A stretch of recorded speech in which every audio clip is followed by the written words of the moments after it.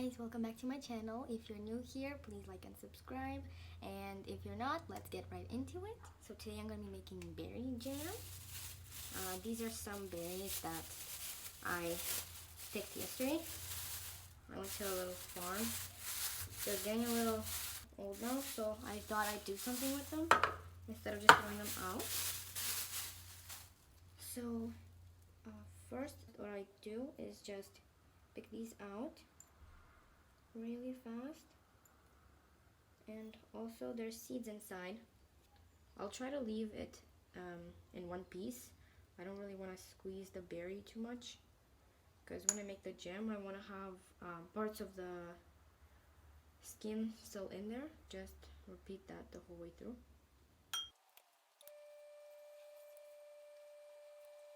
$2,000 later.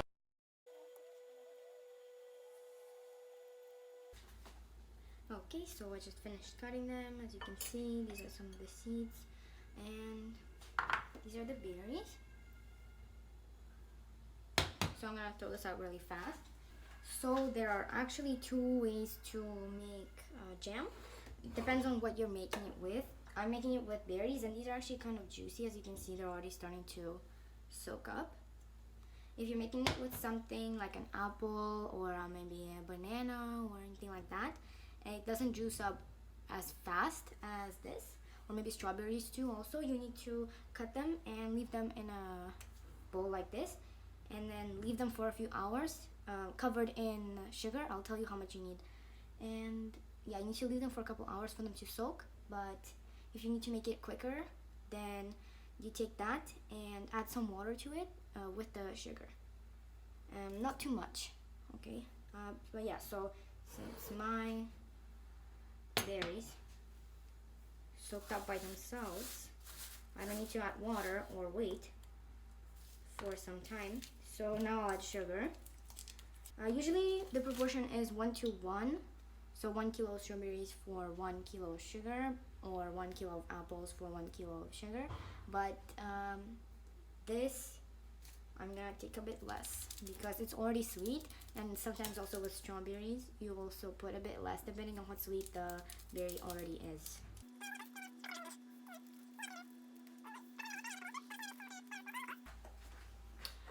Okay, so I think this should be enough. The weight is about the same as this was. Yeah, so it's already juicy. So I will start making it. I'll probably start at about a 7. Yeah, and pour this in. I'll show you.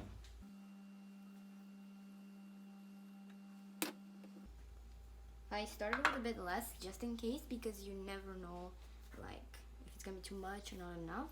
I will see my consistency. I just took a regular spoon. You don't want to squeeze it too much, press on it or anything like that, because you still want to have the texture, right? Also, again, two ways of doing this. People either do it the way I'm gonna do it, where you boil it right away, so it was juiced without water.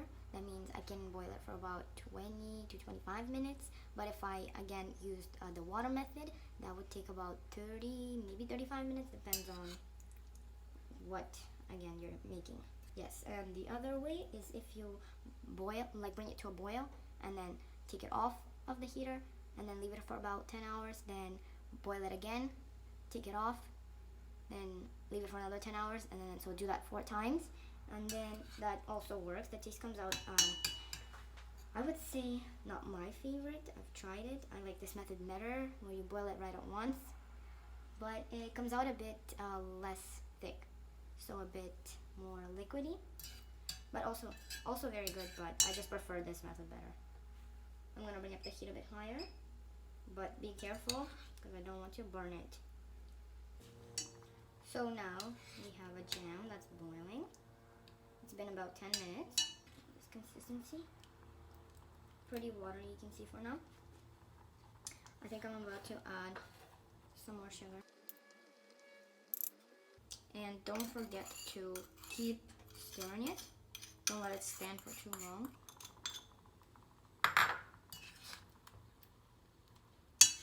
Very juicy. So I think I might need a bit more sugar for this. Don't know if I'll use all of this, but just in case.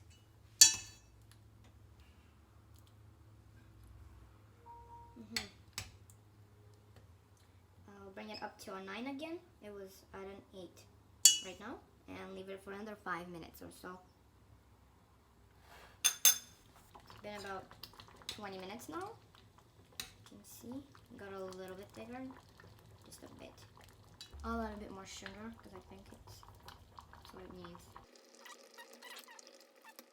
As you can see also, there is now this foam forming. It's suggested you get rid of that when preparing the jam before putting it into the can. Okay, so it's finally been about 25, almost 30 minutes. You can see the consistency is getting better. There is now also a forming around the bowl, which is kind of thick. Means it's ready. So I'm going to turn off my oven. Mix it a bit more. And now I'm ready to finally pour it in. These containers I didn't buy. They came from other jams. So very useful. Okay, I'm gonna try to be careful with this. Okay.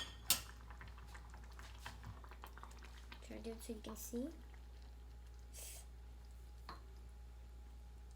Okay, I don't think it's gonna work. Okay, so I decided to use this.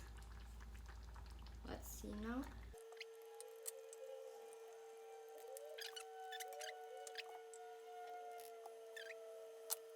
You should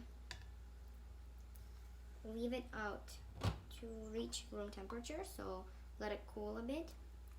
And then either put it in your fridge and let it stay in there until it gets thick and you can eat it. Or you can leave it outside the fridge, depending again on which method you used.